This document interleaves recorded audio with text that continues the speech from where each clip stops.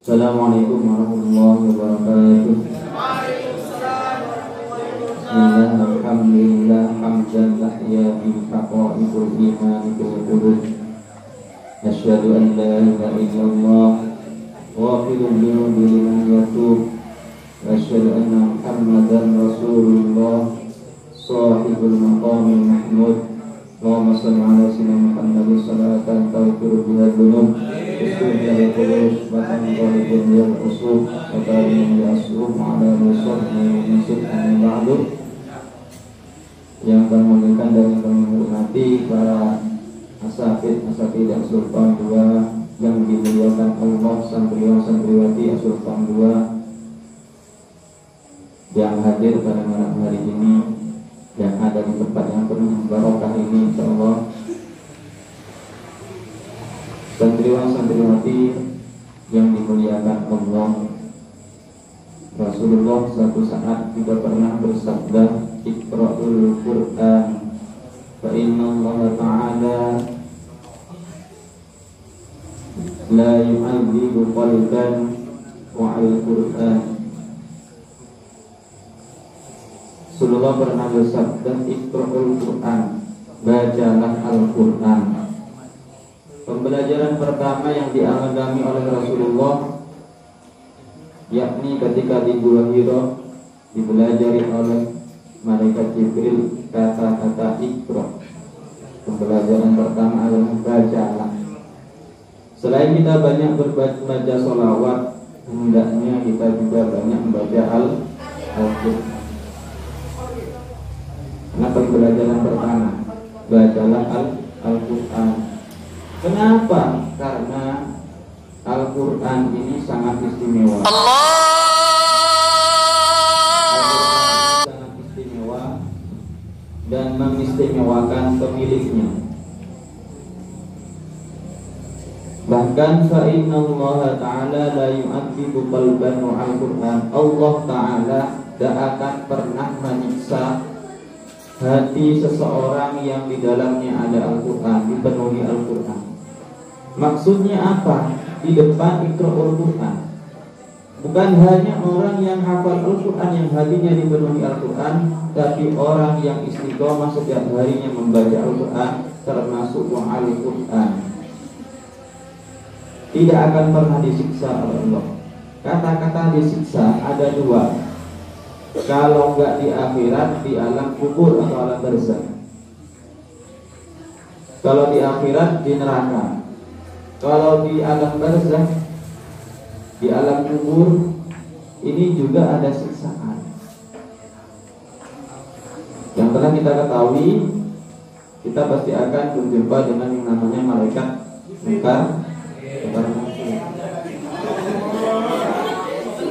Dan uniknya Al-Quran ini ternyata syafaatnya bukan hanya di akhirat, bukan hanya nanti di neraka bisa mensyafaati menolong kita, tapi siksaan pertama yakni di alam kubur atau alam barzakh. Al-Quran ini bisa menjaga kita.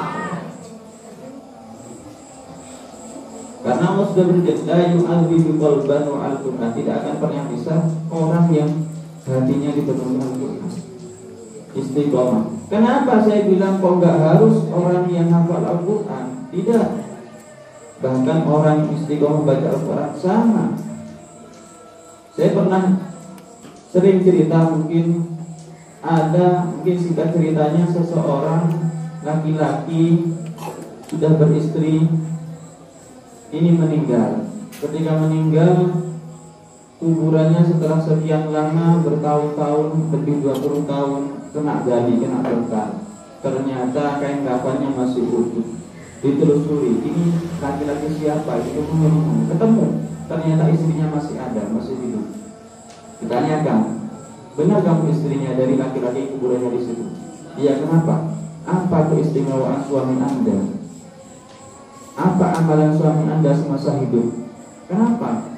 Jasad suami Anda sampai sekarang masih tetap, bahkan lebih dari 20 tahun masih tetap utuh, kain kafannya masih bersih putih. Apa amalannya semasa hidup? Gak ada.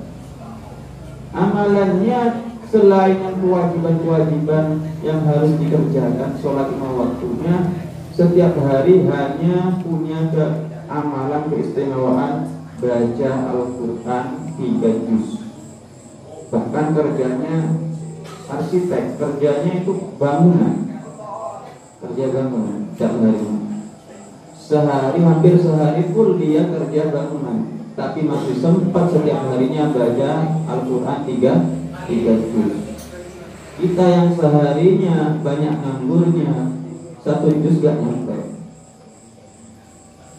Ini diantaranya bukti la yu'adhibu qalban al-Quran. Allah tidak akan menyiksa hati seorang yang di dalamnya ada Al-Quran. Bahkan jasadnya pun dijaga, dihormat, dimuliakan oleh tanah. Gak mau menggigit, gak mau memakan tanah itu.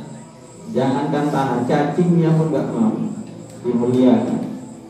Ketika orang sudah memuliakan, bahkan cinta dengan Al-Quran. Satu riwayat juga, Al-Quran ini termasuk mengistimewakan orang yang benar-benar cinta dengan Al-Quran. Siapa? Al-Imam Nafi', terkenal Imam Qurra, Imam Nafi' ini. Imam Nafi' suatu ketika memang kesehariannya senang Al-Quran, cinta Al-Quran, bahkan sering menghatamkan Al-Quran. Suatu saat bermimpi dalam tidurnya, Imam Nafi' ini ada seorang datang. Seorang datang sangat ganteng, sangat tampan, bajunya serba putih, rambutnya hitam. Kemudian seorang yang tampan itu mengakui kalau dirinya adalah Rasulullah. Kemudian apa perintah Rasulullah kepada Imam Nafi'? Ya Nabi, buka mulutmu. Buka mulutmu. Kemudian ketika dibuka mulutnya Imam Nafi', Rasulullah mendekat dan membacakan Al-Quran pas di depan mulutnya Imam Nafi'. Setelah Rasulullah membacakan Al-Quran selesai, Imam Nafi' terbangun, terjaga dari tidurnya. Terbangun dari tidurnya. Saat itulah, semenjak itulah Imam Nafi' mulutnya tercium bau harum. Dan semakin fasih mulutnya itu, mulutnya tercium bau harum seperti bau harumnya Rasulullah Sallallahu Alaihi Wasallam. Itu hanya dibacakan Al-Quran pas di depan mulutnya. Saat mimpi, terjaganya bau harum mulutnya. Sampai kapan seterusnya? Sampai Imam Nafi' itu meninggal dunia. Berkat apa? Berkat Al-Quran. Ini diantaranya keistimewaan. Al-Quran juga bisa mengistimewakan pemiliknya yang benar-benar mencintai Al-Quran. Seterusnya hadis tadi, wa man ahabbahu falyabshir. Orang yang benar-benar cinta Al-Quran, maka janganlah galau. Harusnya gembira terus. Jangan susah, jangan galau, jangan sedih. Falyabshir, gembiralah. Kenapa?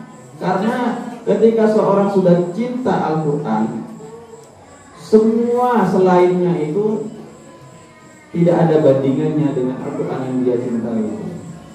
Ya, seandainya dia sudah memiliki Al-Quran, cinta Al-Quran, kemudian kok ternyata dia masih hatinya susah, sedih karena mungkin gak punya uang, susah sedih karena mungkin ada sesuatu yang diinginkan gak tercapai, dan yang lainnya, berarti dia telah meremehkan yang namanya Al-Quran. Padahal dia sudah punya Al-Quran, di hatinya Al-Quran, dia setiap harinya menghatamkan Al-Quran.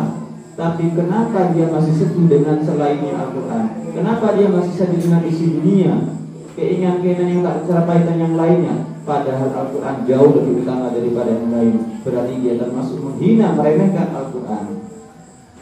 Ini diantaranya falyabshir, gembiralah. Situasi apapun tetap gembira. Karena apa? Karena kita punya pegangan Al-Quran.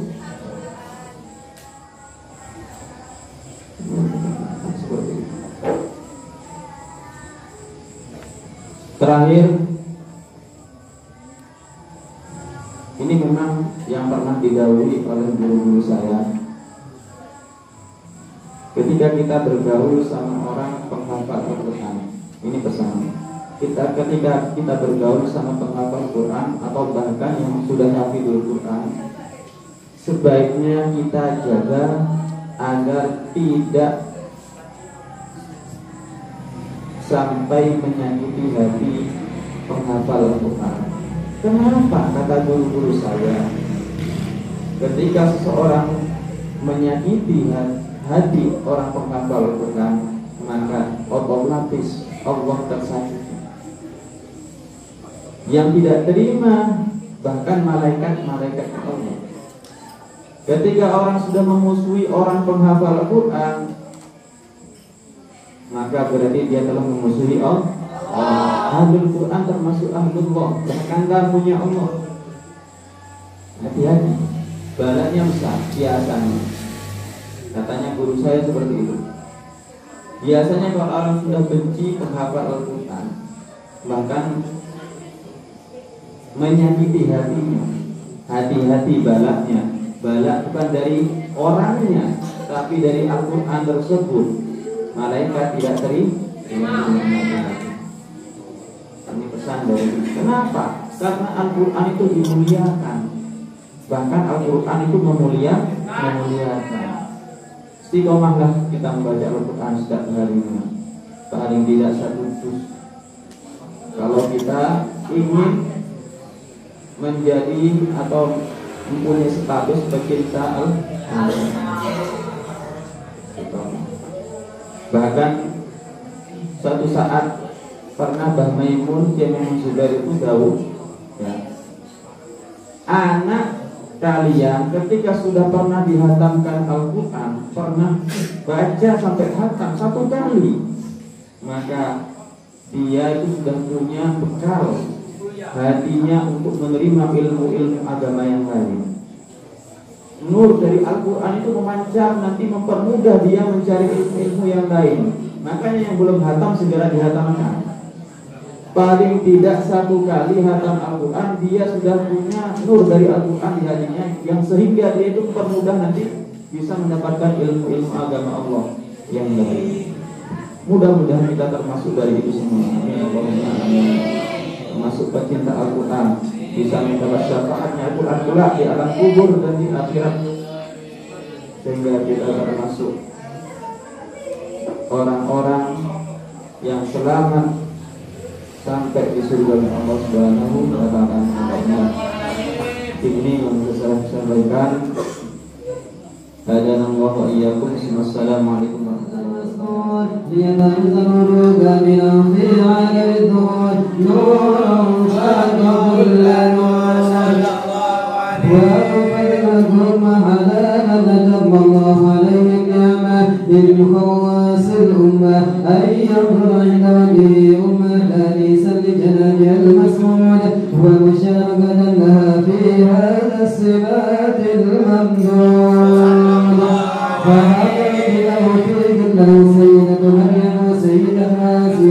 ومعهما من القرآن العين من قسم الله له من الشرف بالقسمة الوافية.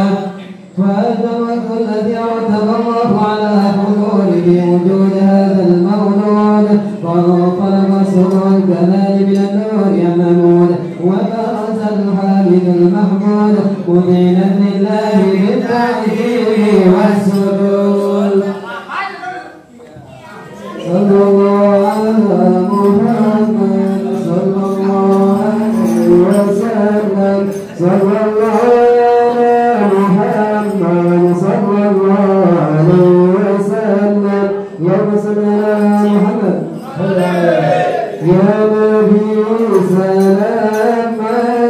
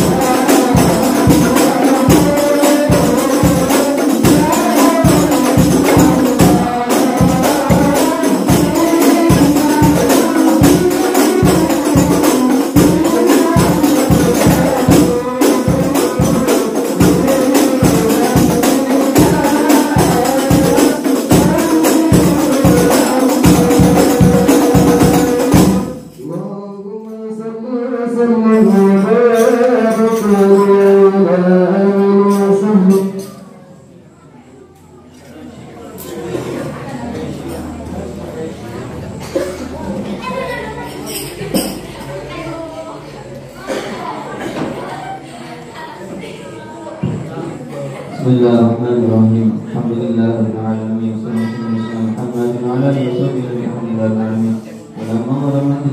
wasallam. Muhammadin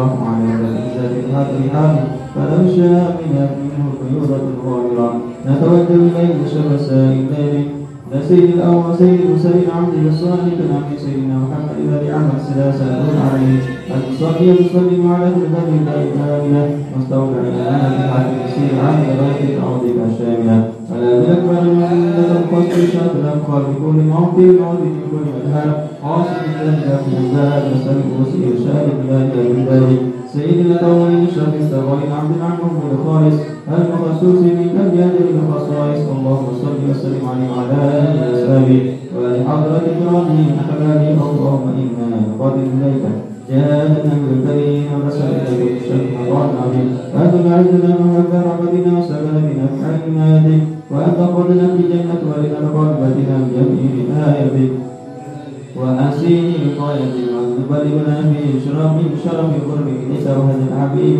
قاية أملنا وأن تقبل منا وما ذكرنا في نيتنا وعلى الأولياء حاضر هذا الحبيب من الحاضرين في ضرائب تبع المسالكين من حكيم وحكيم المعدين ولعهدك من الحبيب اللهم إنا لنا أطمع في رحمتك الخاصة فلا تهمنا وأبلغنا جلة يوسنا وإليك فلا تخيبنا آمنا بك ورسلك وما جاء من النبي وتوجهنا إليك مستشفئين وتقبلا بما منا بالغفران والمسيء للإحسان والسائل بما سأل والمؤمل بما أمل وأن تجعلنا ممن نصر هذا الحبيب ووزره وآله وظاهره ومن برد الشر مثل أولادنا ووالدينا وأهل قدرنا ووالدينا وجميع المسلمين والمسلمات والمؤمنين والمؤمنات في جميع خليفتهم القومين من الأبطال منشورة ومع الإسلام والإيمان بهدي مأمورة مأمنا وسورة واشف اللهم ربنا المقربين وقبلين مدينة في للكتب تقبل توبة التائبين واشف رحمة عبادك الذين يجمعون في شر الذين ظالم مسلم أدرك بها أكثر جميع النواحي الأبطال وإن ذلك من معيك واسمع على المعانين والمنافقين غفر واجعلنا يا ربي مسيح جل البلايا وأدرس مكينة كل خطايا وذكر الأعمال وعلمنا الأعمال بطاعة وسلم بخدمة القائمين وإذا توفينا فتوفنا وسلمنا إنا خذلنا من كل خير أجمعين وسلسلنا على الحبيب المحبوب للأجسام الأرواح والقلوب وعلى آله وصحبه وسلم آخر دعوانا الحمد لله رب العالمين سبحان ربك رب العزة عما يصفون سلام على المرسلين والحمد لله